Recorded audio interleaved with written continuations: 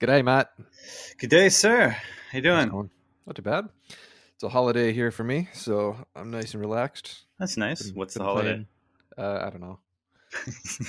Exactly. Exactly.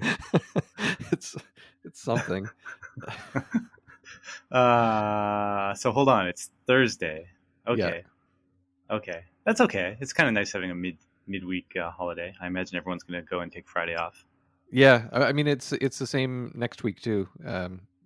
I mean, this is probably confusing for all our fans who are listening because we're going to be releasing this the day after Canada Day, but we're Hmm. recording a week and a day before Canada Day. But next Thursday is also Canada Day, so I get two Thursday holidays in a row. That's. I mean, short weeks are nice, right? Yeah. Nail it. Nail it.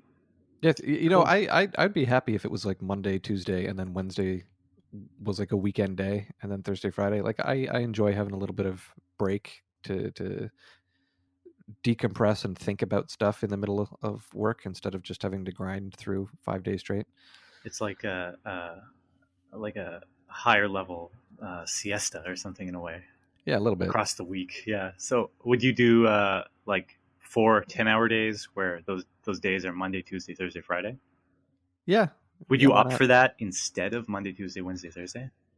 Probably. Really? I mean, it's easier to say yes when you're not thinking about kids. I don't know. Maybe I don't know. It's always a frustrating back in the pre-pandemic days where it's like you spend an hour commuting, uh, and you've also got to deal with getting a kid to and from school. Uh, if you're suddenly working 2 extra hours, you're not really going to get a chance to see your family. Yeah, unless you're one of those crazy people that wakes up really early or something. I don't know. Yeah, Yeah, I'm one of those crazy people. I kind of sort of am. I've been enjoying waking up and starting my work days at 7. 7 is okay. Like I like starting my day early, but Yeah, I don't start my work day early. I get up and take care of those other things, or I try to. I'm kind of talking out of my ass, but uh, ideally, I'd be exercising and kind of doing some hobbies and then getting into my workday. yeah. Yeah. Yeah, I used to do that several years back.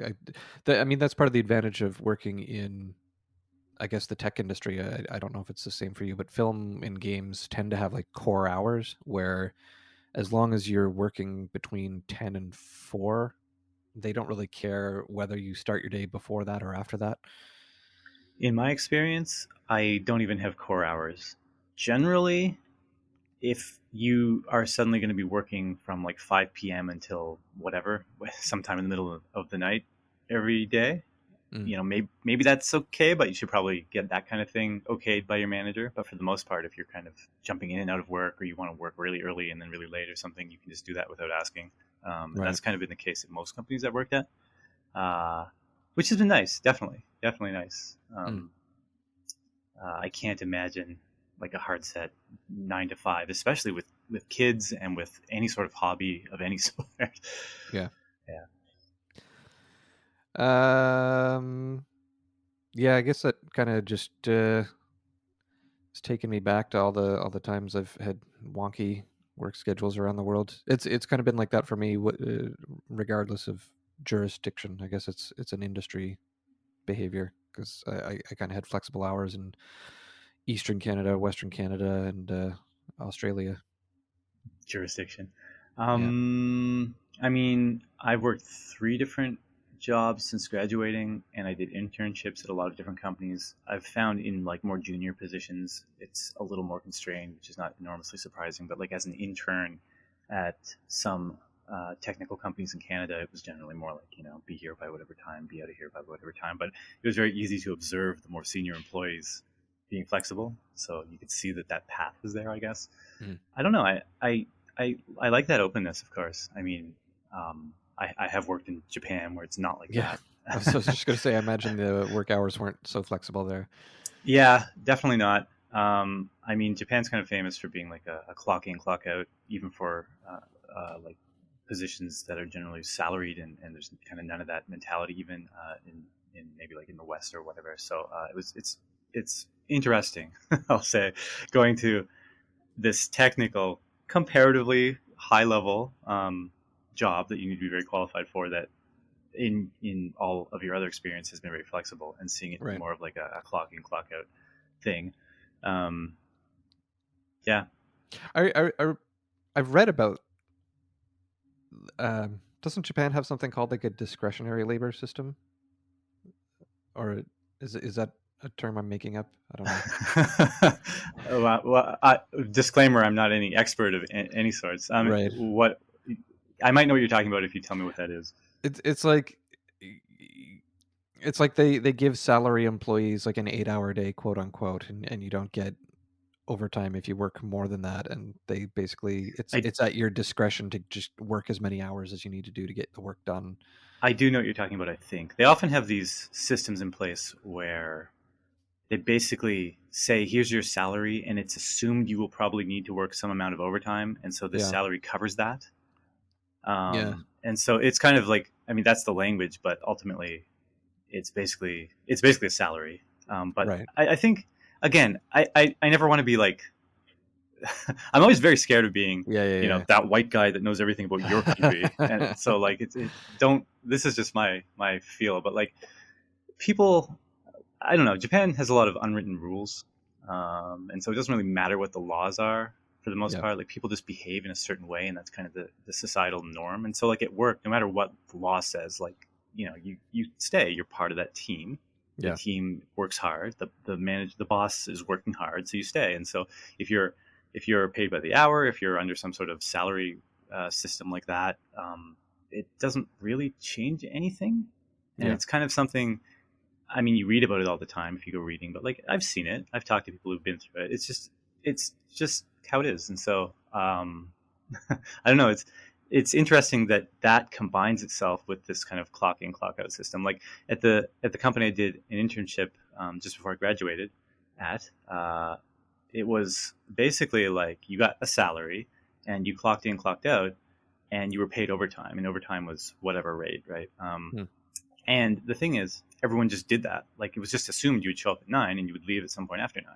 And Hmm. so like that was, in a way, it's like if your salary is X on paper, really it's X times 1.5, because it's just assumed you're going to stay that extra time. And since they Hmm. announced they pay overtime, like the real salary is just higher, but you're kind of actually expected to stay later, right? Right. And it's interesting. That was right in the middle of, I don't even remember what that. There's probably a name for that big economic, like The depression, mini the depression or whatever that 2008 happened. period, or Yeah, exactly. It was around then, and so like all these companies were in crisis mode and taking all these measures. And so the measure that the company I was working at took was to announce that no one was allowed to do any overtime anymore. Hmm. And so what happened was that's effectively like a huge salary cut for everybody, right? Yeah. But I mean, the laws say as a company you're not allowed to force people, and so people would clock out and go home. But when you talk to people, they clock out and go home and then work from home. Like they take work home, which is like the company isn't saying do this, Yeah. but that's the unwritten rule where it's like that's what everyone's doing, and you can't be that one person not doing that, so you have to do that, right? Yeah. So effectively, it was just a huge salary cut for everybody. That's something that I've had to uh, fight the urge to do, I guess, throughout my career, is work unpaid overtime. Because it's like, because I'm in the arts industry, like I'm passionate about what I'm doing. Like Mm-hmm. when I'm doing visual effects artwork, I want it to be good. I don't want to have to release something that wasn't as good as I could make it. Yep. And so it's like, there's only so many hours in a day and so many days before a game has to be out the door. So there have definitely been times where it's like I have to resist that urge. I think particularly now that I'm a senior, because I don't want it to be normalized as something that everyone starts doing. How, in your opinion, does that compare to, say, a salaried position where Well, it's like, I mean that's what I'm talking about. I guess is as a salaried employee. okay, yeah, Um, you're a salaried, but I mean, you've been in many positions where you yeah, were not, which I think is yeah. what you're referring to, right? Or are you referring to like even now as a salaried person? If I was ever an hourly employee, like I got paid overtime, So you would and you so wouldn't I work. welcomed the overtime because I got paid for it. Yeah. Which is why on some projects I worked as many as 96 hours in a week because I got bank for doing that. Yeah. As a salaried employee, there's no overtime, Yeah.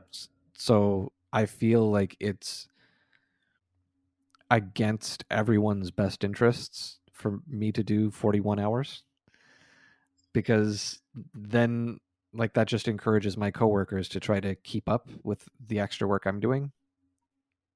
That's interesting. I totally, I mean, if I look at the salaried positions I've had, and I was just talking about how flexible they are and how great that is, but like, I'm Yeah, pretty sure when you total up all the hours, it's very high, right? Like, it yeah, easily exceeds 40, and that's normalized. People have all yeah, these high expectations. It's this, blah, blah, blah, blah, blah, cutthroat. It's not really competitive. It's like cooperatively competitive, if that yeah, makes yeah, yeah, sense. Like, yeah, we all have to do this great job. Let's all nail it. We're not really, yeah, it's, there's probably an analog to that in any industry or many industries, yours included. Um, but I don't know. I don't know that. I guess to what you're saying, like you don't want to set that example and force everyone into it. It's kind yeah, of like when that example is set for the whole industry. It's really hard, like as one person, to have any impact. Like I understand you're at a smaller company. Sorry, I'm not yeah, trying yeah, to put words in your mouth or tell your own story. Just for me, I guess, really quick, like at bigger companies, I don't know. It's like even if we all kind of decided we'd all hold hands together and work 35 hours every day and yeah, or yeah, every week, there'd be like that one or two people who are like super passionate and want to do more, and then I think people would just slowly get pulled into that. It's like psychologically, yeah. It's hard when like you see a coworker who is apparently very productive. And I think a lot of people in, at least in the games and film, have imposter syndrome, where they feel as though they don't belong and they're not doing a good enough job. So when you have a coworker that you see that they're like a workhorse, you're like, oh man, I need to keep up with them. I need to do that too. yeah. And you may not necessarily see that they are the kind of obsessive workaholic that's putting in a 60-hour week instead of a 40-hour week, and you just think you need to keep up with that, and so you start doing a 50-hour week or something, right? um, and it's like a cascade effect where everyone starts seeing that the person next to them is doing that. It's particularly obvious, I think, with art, because like you have like shots that you're doing. It's not like an abstract amount of code that's being done behind the scenes. It's like you have like x number of shots in a film or x number of effects that you're working on or something. I mean, having gone through like the hoops on the tech industry side, I don't know. I think there might be more analogs than you might think. Like in terms of Maybe. just code volume, even people review everyone else's code. There's like an amount of feature Right. work you get in. There's like an amount of tasks you clear out. Like I could, if I wanted to, name drop specific people who, like to me, are just robots and All right. work 70-hour weeks and are just unstoppable. And it's very very easy to quantifiably measure their contribution at a higher level than their peers. And so Yeah. I've worked directly with people like that. Like I'm like literally me and another person are the whole team, and the other person is that guy, right? Yeah, yeah. And it's weird because I, I struggled obviously in that period because I wanted to do well. I wanted a promotion. I didn't want to disappoint people, et cetera, et cetera. But that's kind of what the status quo was for the one other person on my team. And so I was faced with either doing the same thing or making the conscious choice to not do that and to contribute less and have that just be my contribution. Yeah. And I find that is really hard for a lot of reasons, especially in that circumstance, because when it's the one thing you're working on, like at the end of the period when it's time to report on that, and the other Mm. person has done 2/3 of the work, it's just a weird thing to kind of say this was my project that I also was 50% of, but not really, right? Yeah. Yeah. But so I don't know. My perspective comes from like trying to minimize that, because like you said, I'm at a company right now where it's a small indie studio, and as a senior person, I feel like anyone who is not a senior is going to kind of see what I'm doing and think that that's what's necessary. Yeah. So I try to make a good example in like staying focused and being productive during work hours for that reason, and then also like trying to maintain that life balance. But it is actually something that's tricky, because I like I said, when I am working on something, I don't want to underdeliver. I want it to be the best it can. Like I'm a very do-it-yourself kind of person where I enjoy solving puzzles and doing the best that I can at stuff. Which I think I kind of touched on that last week just by saying that like I'd been building furniture.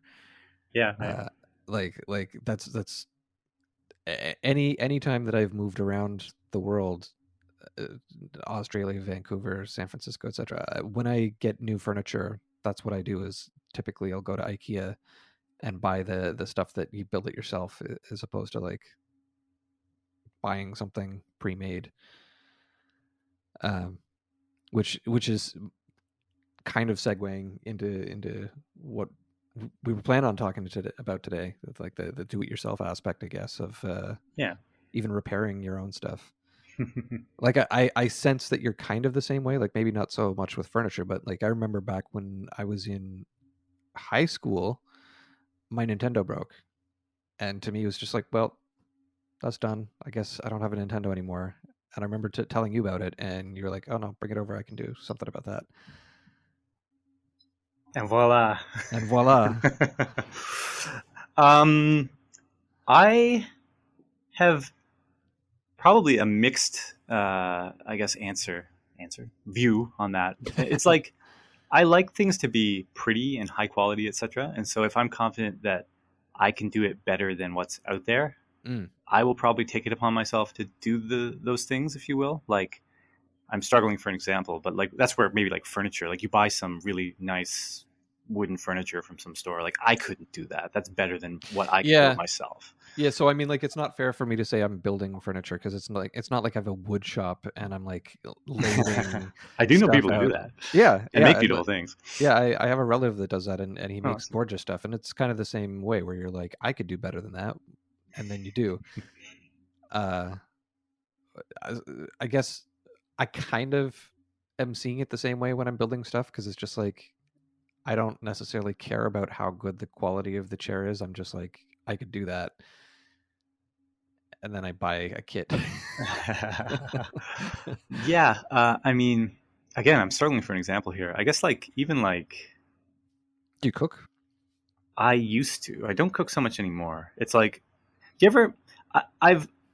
I've actually done this exercise again and again and again because I'm a crazy person. Maybe the way you keep lists with games and Hmm. stuff. I keep lists with like what I want to do in my life or Hmm. something. I don't know, but like I always have these like hobby lists or like the things I'd love to do. You know, Yeah. make a website, start a online journal, do this podcast, play these video games, draw more, watch more movies, whatever. Yeah. You know, make a game, work on a game on the side, design a game, whatever. And it's like at some point you just have to draw a line because there's no time. Yeah. And cooking is one of those things. Like if I was retiring today, I would probably get back into cooking and start like a roof, like a balcony garden, like Hmm. an herb garden or something. And neither of those are enormous time sucks, I think, but it's almost like It's the surprising how much time does go into those. very possibly. Like I almost like think like like, just the fact that you need to water the plants regularly. well, for me, it's like the mental load. Like that's another thing on my list every day that I would need to remember to do. And at some point, Right. the list of things I need to remember to do gets so high that it's no longer fun. It's almost stressful, right? And so, like, if I had Right. a simpler life, I'd enjoy watering the plants every day. But when I wake up and my to do list is 20 items, it's like death by a thousand cuts starts to happen a little bit. And so I Yeah. start to say, well, I don't want these plants anymore. I'm not going to do this anymore. And so cooking is just below the line for Hmm. me. But the interest is there. And I used to like make, I don't know, tabbouleh and interesting things It's that could find for in the for shop. for me. It's not. Uh, it's I don't know. I guess I kind of have a low level interest in it, but it's like if I'm by myself, I will tend to just go for something that's like a box of macaroni and cheese or Right. pizza pops, Pillsbury pizza pops. If they want to Yeah. sponsor our podcast. I would send me some pizza pops. I will talk about pizza pops all day. I'm not even a pizza person at all. I'm not even really a junk food person, but Yeah, pizza yeah. pops, yeah, yeah. But it's like I don't know. For some reason, when I have a family, I feel like that stuff's not as nutritious or tasty as it could be as I could make a meal. So it's like I have a little bit of that do-it-yourself thing come out and want to actually make a meal. Yeah, right on. I think I'm realizing what it is. For me, it's like I love doing it myself when I'm confident in the quality I can produce, but part of Yeah. that is like um I guess with items around the house, I'm just really almost obsessive about having them be as, I guess, beautiful as possible. Mm. Like, I mean, when the original Xbox came out, I remember thinking I'd never buy this and put it in my living room. It's going to ruin the ambience of the whole house. This ugly ass black box with a green circle on it. I don't care how good it is, powerful it is.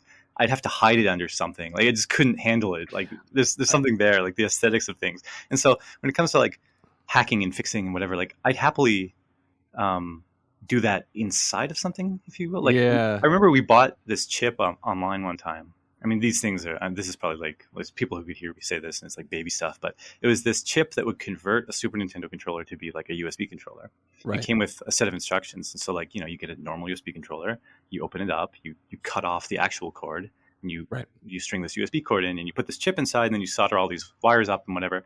And it was actually really fun to do that, and it worked, and that felt great. No big deal, just a little soldering project. But that kind of thing, because then you might make a mess, or it's not like the highest quality job or whatever, but it works, and then you close Yeah. the controller, and it's effectively beautiful again, right? Whereas like your furniture example to me, that's if I was good at making furniture, I would love to do that. Where I'm not, I'm not going to be happy with the aesthetics of the final product. Yeah. Yeah. Yeah. That's where Yeah. Like, fixing things is fun, I think, because there's more of a like you're restoring it back to the beauty that someone was able to create, if you will, for certain things. yeah. Yeah, I can see that.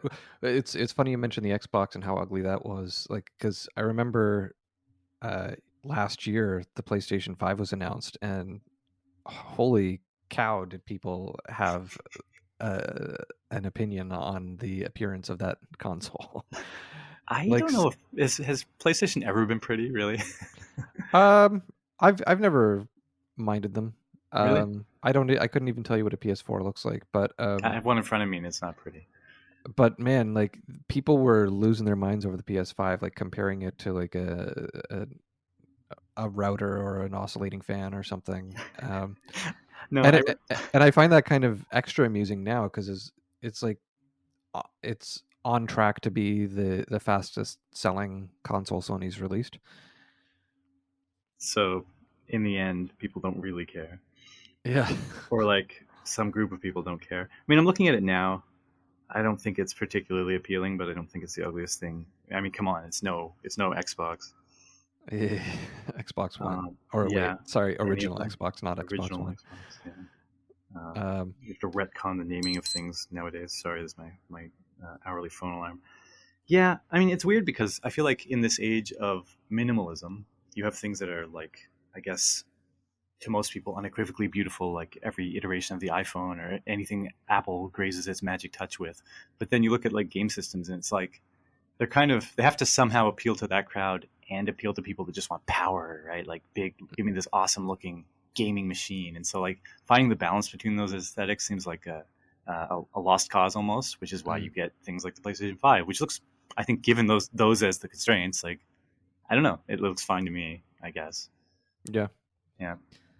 Um, I guess I can kind of understand the whole perspective much more concisely when you talk about like being able to do something better than the available option. Yeah.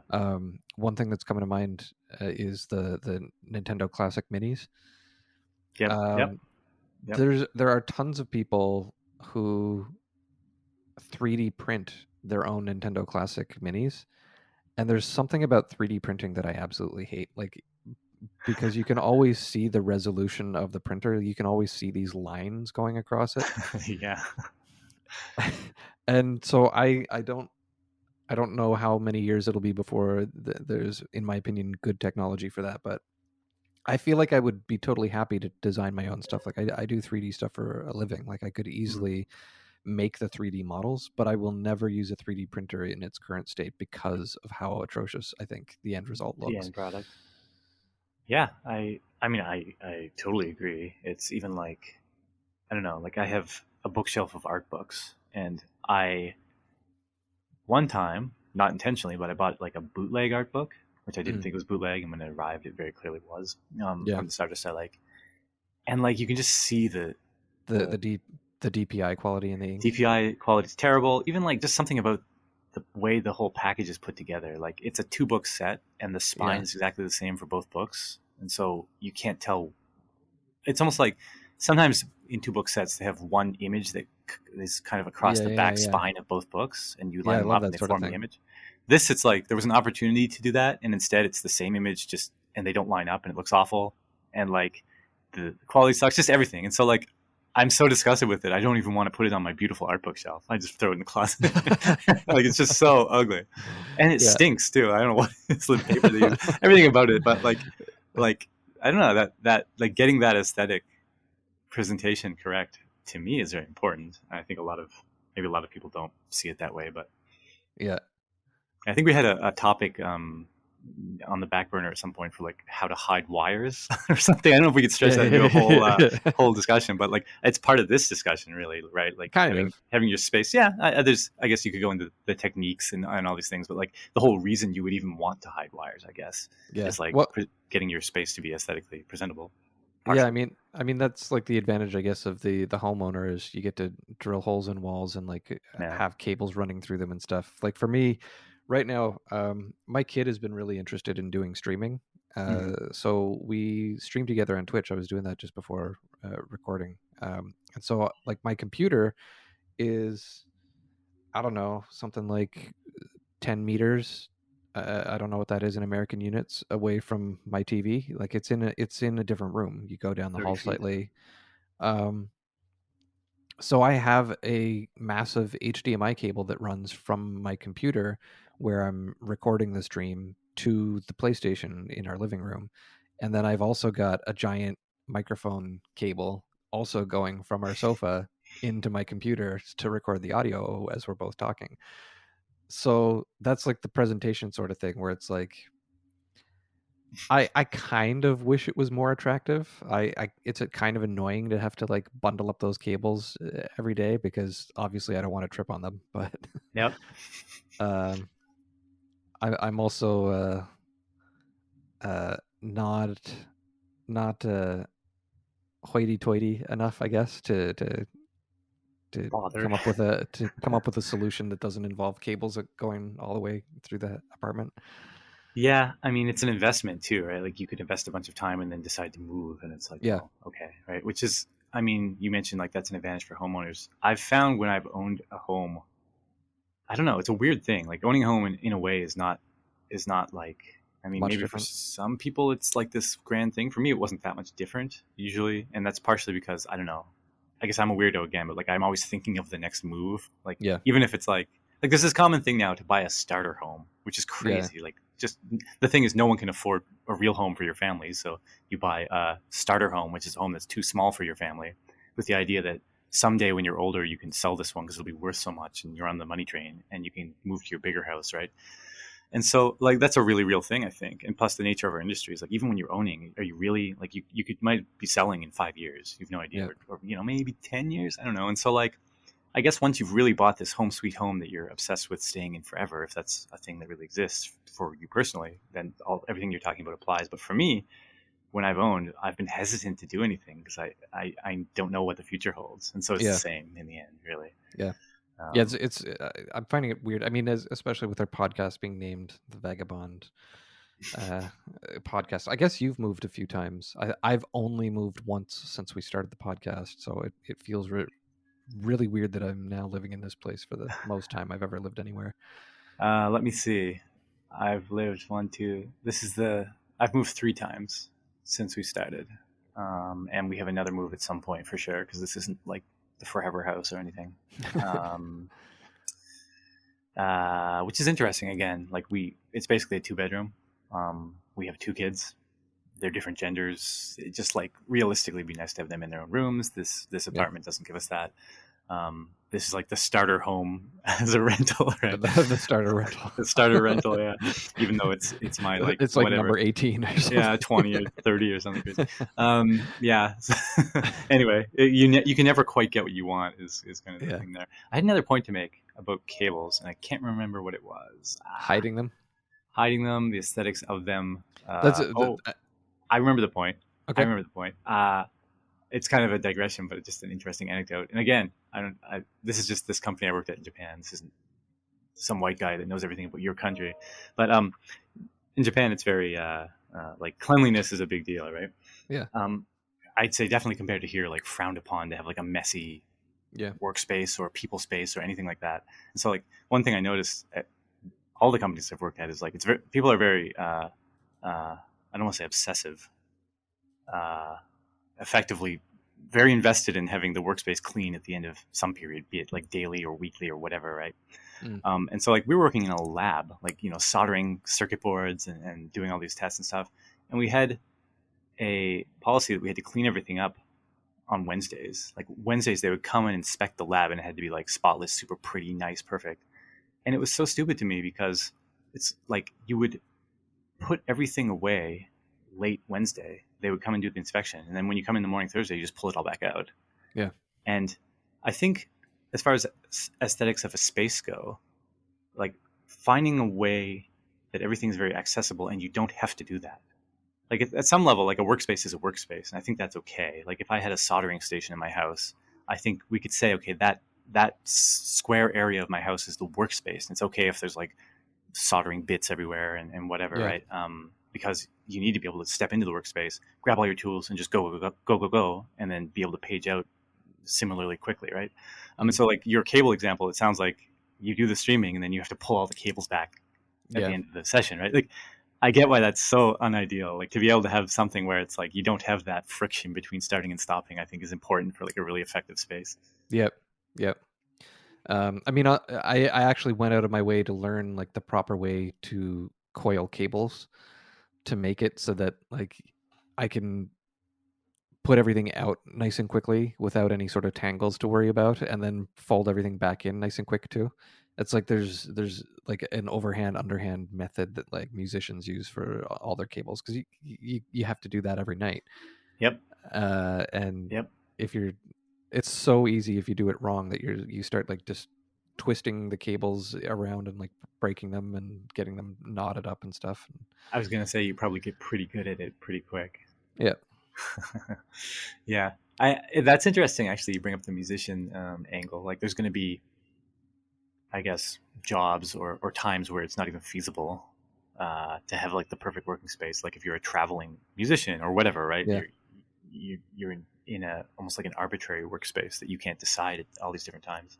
Yeah. So it's almost like more about getting the method down correctly, I guess. Yep. Yeah, it's got to be.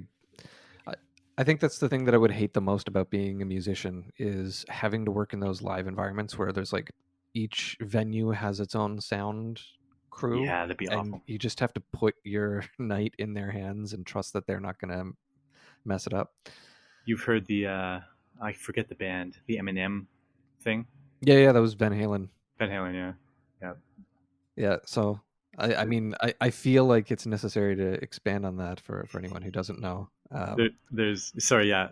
Go ahead, please do. Well, it was so Van Halen was one of those big bands that had like huge pyrotechnic displays and stuff that was going on. Like they were just you needed an unreal amount of electricity for their shows. And the problem was is that if that stuff's not set up correctly, it can be dangerous. Like there have been shows that caught on fire and like musicians have died and stuff. And so like they had this huge like 200-page document like explaining um, all the stuff that needed to be done for their stage setup so that it was all done correctly.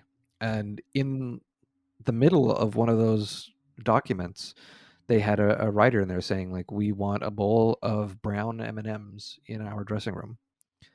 And so like there's so many of these like stories that go around and say, "Oh man, Van Halen was so vain. They wanted these M&Ms and they would totally cancel a show if they didn't get their M&Ms." And like the reason that they had that was that they knew if they had a bowl of M&Ms sitting in their waiting room that someone had actually read the document.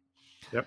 And then they also knew that if that bowl of brown M&Ms wasn't there, that they very well could be risking their lives and they would just cancel the show. Yep. For what it's worth, I believe it's the opposite. They wanted the brown M&Ms removed. So all the It other might have colors. been. It might have Yeah. been. But It's whatever, right? Yeah. yeah. Yep. I, Yep. you know, I may have just been responsible for canceling a show right there. Is Van Halen doing a show? No, Anyway. but you know, I'm not either. So um, there's a people have taken this analog in the tech industry anyway, where they try and do that now, and it's I don't know, kind of frowned upon, but like, you have this like big list of requirements for some doc, and you slip in something that's probably a little more useful than that, but it is obviously forgettable and everything will still work. And the point is to make sure everyone does like has read everything and seen everything. There's this like kind of like analog to try and fit that into like proposals and stuff, yeah, yeah. which is amusing. To me, it's amusing. Have you so I mean, taking it back though to the Nintendo of mine that you repaired, like I've not done much stuff along that lines. I've been pretty lazy. Like I've built my own furniture from IKEA when we go places. I tried to refinish an electric guitar once. And I was too lazy to buy any sort of power tools. I also lived in an apartment, so power tools didn't make sense. But Yeah. I learned very quickly that sanding a guitar by hand sucks. And so I haven't really done any other do-it-yourself sort of stuff. Like my shoulder buttons on my Nintendo DS broke at one point, and so I made the effort of fixing those. Which you have to buy the Yeah. tri-wing screwdriver to get into Nintendo hardware, and then it was basically just like take the button out, take the little rubber washer out, bend it a little bit, put it back in, and it was perfectly good again. Yep. Um, I'm, do you find yourself still doing any sort of stuff like that, or? yes. I mean, like when you say I fixed your Nintendo, it might be a little bit of a stretch. I really just bent the prongs back so that the But contacts contacted better. it's the same sort of thing though, right? Like fixing these buttons was totally nothing when you know what you're doing, but to an outsider who has never opened up a controller, if you're like, oh yeah, I totally just fixed my broken DS, they're like, oh man, that's amazing. And that was the same for me. Like to me, my Nintendo was broken, and then you fixed it, Yeah, right. The black and then I box. sold it. Ooh. Yeah, I mean, I still do kind of a lot of minor hands-on stuff. I mean, I think for like especially like the retro game collector, there's a lot of breakages and such you have to handle. I have those same screw heads, so I've replaced tons of batteries in games. Sometimes you get this game that's like filthy or corroded, and you can open it, and then you take the circuit board and like wipe it down really well, like where the contacts are, and it's really hard to do when it's in its plastic cassette covering. Mm, So definitely done a lot of that. Um, I find what I do a lot of, and it's because I collect so much stuff and have so much hardware, is like I almost like build Franken stuff, Franken controllers, if you will. So hmm. like I'll have a controller whose L button is broken, and I'll have a controller whose like maybe like the XYAB. I'm thinking of Super Nintendo, but like the Yeah, XYAB yeah, is not really working so well. So you can take both apart, take the good controllers, take everything from yeah. the good controller except its L button isn't working so well. So take the L button padding from the other controller, and now Mm, like the best parts from multiple controllers. Now you have a controller that works great. yeah.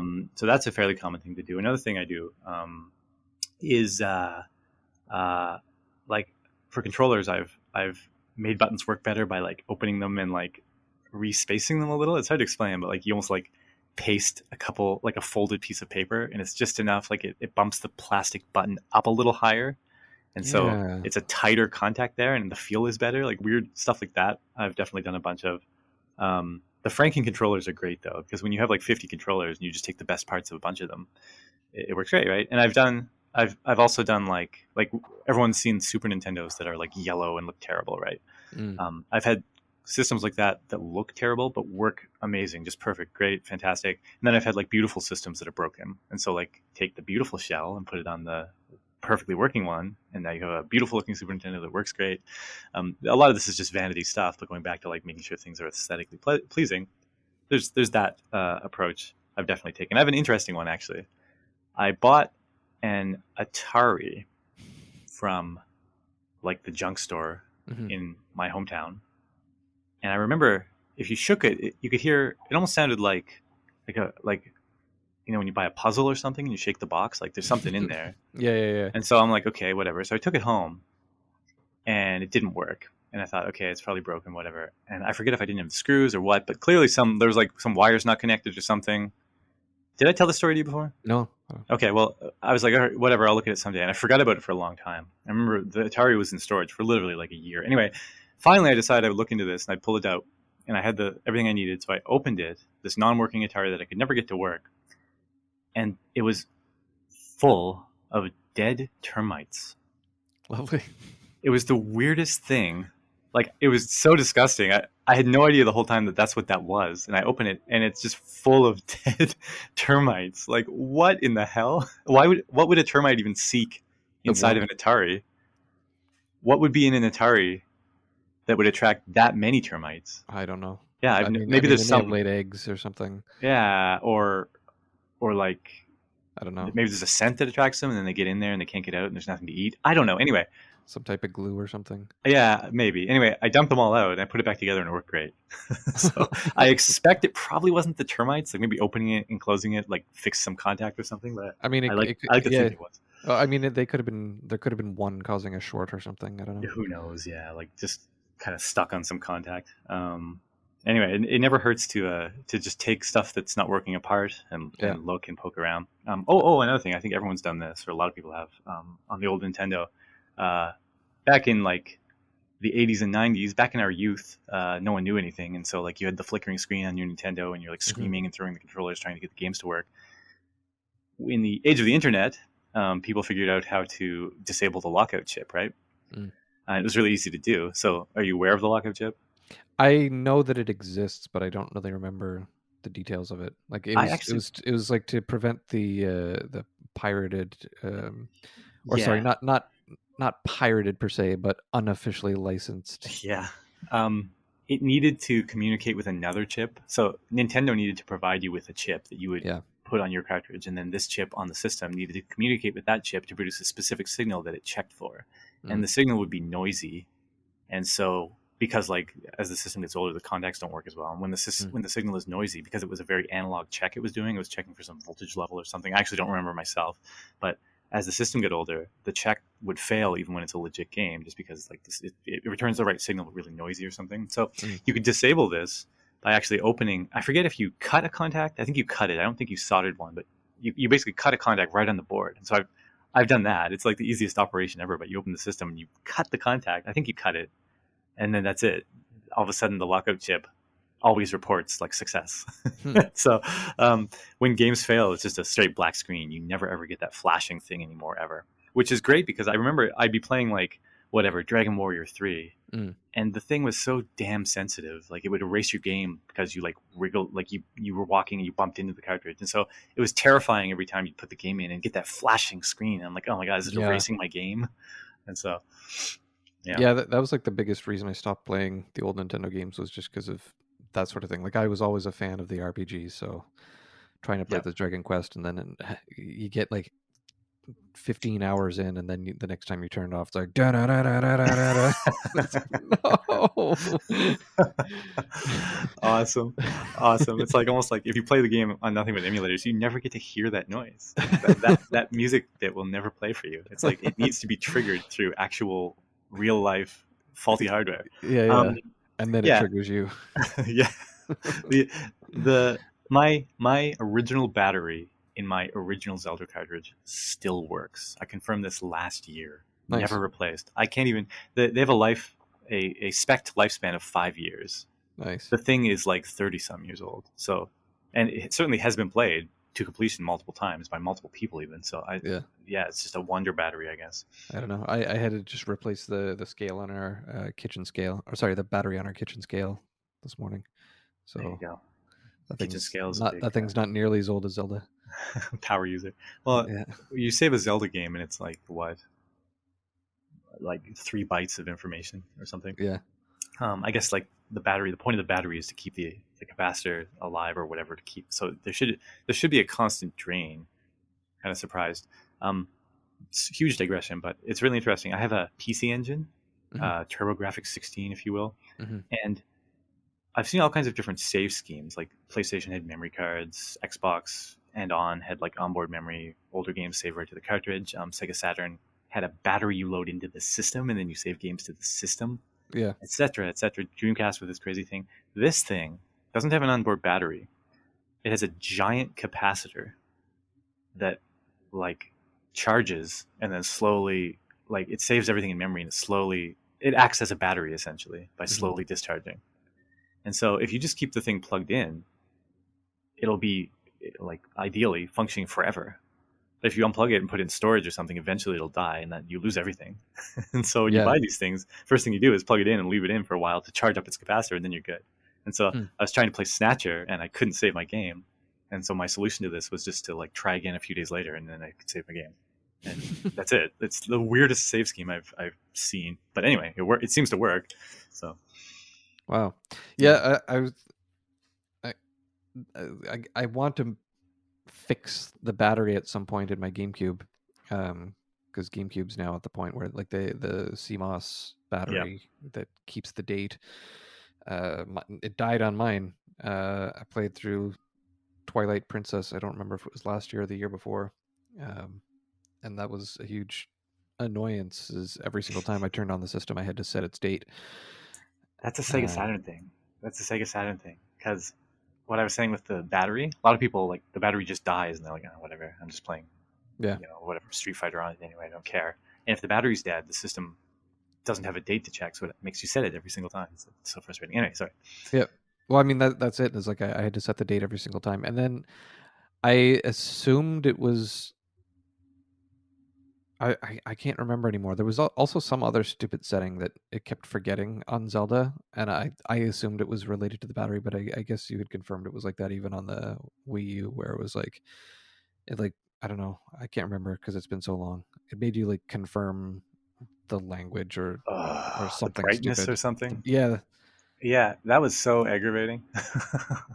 Just to start the game, you had to say yes, yeah, no, I got it. It's like having to sign yeah. a end user license agreement every single time you use Yeah. something or something. But it's a game. Every single time you find a rupee for the first time you've turned on the console. We should have an episode on Twilight Princess, on, and I'll just complain the whole time. on games that don't trust the gamers. Yeah, exactly. Or don't even like treat them like they're intelligent. Yeah, but yeah, that's something that I need to change. But I guess they like soldered the The battery. battery directly into the GameCube, so it's a process to fix it.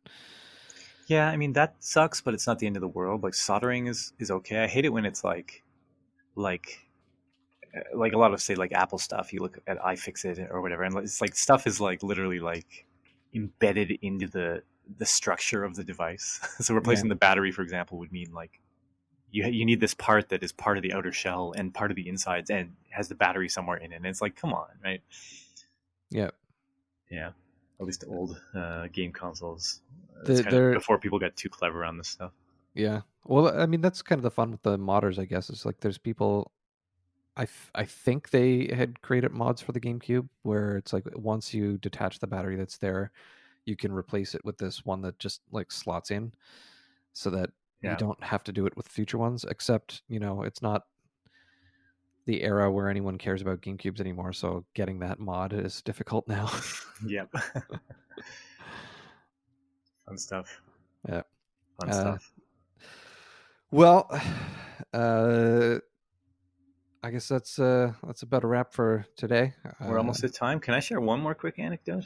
Yeah, of course. The whole getting the special screw heads to unscrew Nintendo cartridges so Yeah. you can replace the battery and stuff. You're faced with an interesting dilemma if you collect the Japanese stuff, the Famicom cartridges, Right. because they don't have screws on them. The plastic case snaps together. And so Oh, they have these circuit boards with batteries, and yeah. then when they manufacture them, they make this plastic case that snaps over it. And you're forced to break it open, which, I mean, sometimes if it breaks the wrong way, it's like from the outside broken, right? And even if it breaks, like if you break the tabs and get it open to replace the battery, now what do? You like glue it back, and the next time it dies, you're gonna have to like tear it open again. Like think about really rare RPGs or something. On the Yeah. NES, you just replace the battery, whatever. You're very careful. With these, you're literally breaking the cartridge. Like it really sucks. I'm trying to remember what it was that I opened. I feel like the DS Lite was kind of like that too. I feel like I feel like you had to have the tri-wing thing, but once those were done, you still had to like be kind of careful about prying it open. I find a lot of modern stuff, they have like a lot of like ribbon cables and stuff in them. Like if you just tear it open, you'll probably tear a bunch of cables. And so you have to very Yeah. carefully like pull some stuff off. Whereas the old systems, it's like some huge, like hard, like some circuit board inside that's kind of just all one big piece. Yeah, I wish I could remember exactly what it was. I'm not 100% sure it was the DS, but I can't think of anything else that I've opened up in the past 2 years. But yeah, it was definitely awkward because it's like you needed something proprietary to open it up, but then on top of that, you still also had to be careful not to snap it while actually opening it. Yeah. The worst is Uh, when you have to open stuff up and there's like something maybe that connects the top and the bottom and you can't disconnect that. So you have to carefully yeah, hold it open in this awkward yeah, position while like unscrewing something. Like that always sucks. yeah. Um, all right. Cool. Well, there we go. It's time. Okay. Well, hopefully none of your batteries die. Well, You mean, like I said, I just repaired the kitchen scale, so there you go. There I'm you good go. You're for a little you're while. armed and ready if more batteries need replacement. Well, you know what? Maybe I should finally get around to it. I've got an Xbox controller that I don't know if I dropped it or what at one point, but there's definitely something that kind of rattles around, and Mhm. every now and then, whatever that is that rattles around will get underneath the shoulder button, and then you can't press the shoulder button. Brutal. Brutal. I And had a controller like that. Yep. it's been like that for 8 years now. And This is a low pry issue in your life, I guess. yeah, I might just finally have to open that up, see if I can do anything about it. All right. Well, good luck. All right, talk to you later. Yeah. Take care.